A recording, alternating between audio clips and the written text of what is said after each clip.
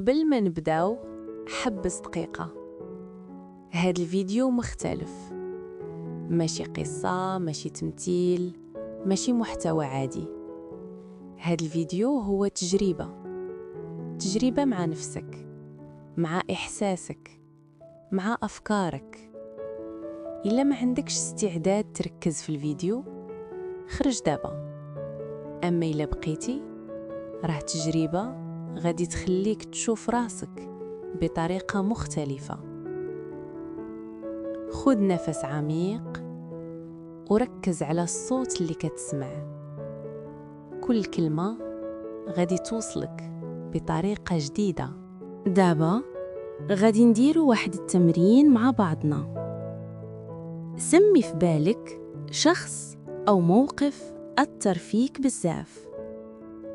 لاحظ كل إحساس، الحزن، الغضب، الفرح، الارتباك، بلا ما تحكم. تخيل أنك تراقب هاد الشي من بعيد، بلا ما تتدخل، بلا ما تحاول تغيره. شنو حسيتي؟ الفرق صغير ولا كبير؟ ركز على كل شعور حتى لو كان غريب. لاحظ كيف كل شعور كيظهر وكيختفي. دابا خذ نفس عميق. حاول تحس بكل جزء داخلك بلا ما تحاول تغيره.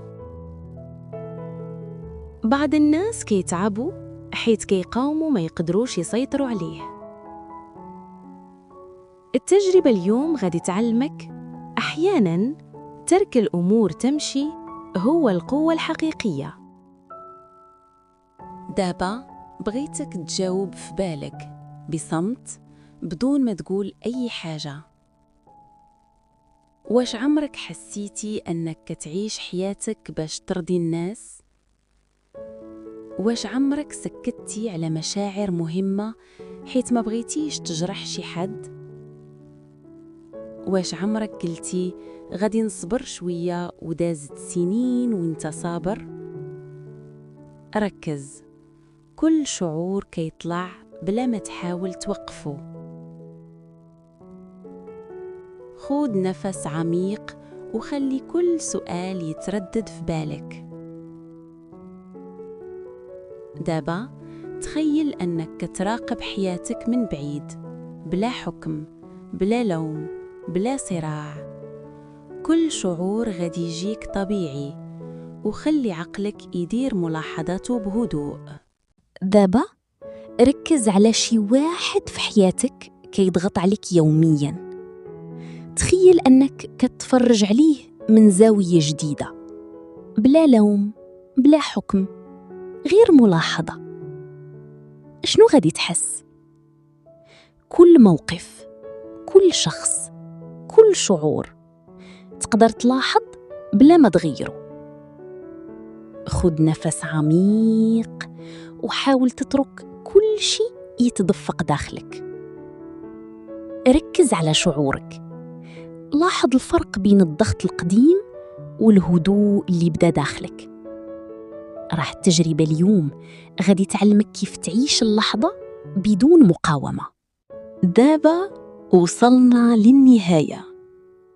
هاد الفيديو ما دار حتى شي حاجة خارجك، غير خلاك تواجه نفسك، تشوف شعورك، تفكر بعمق.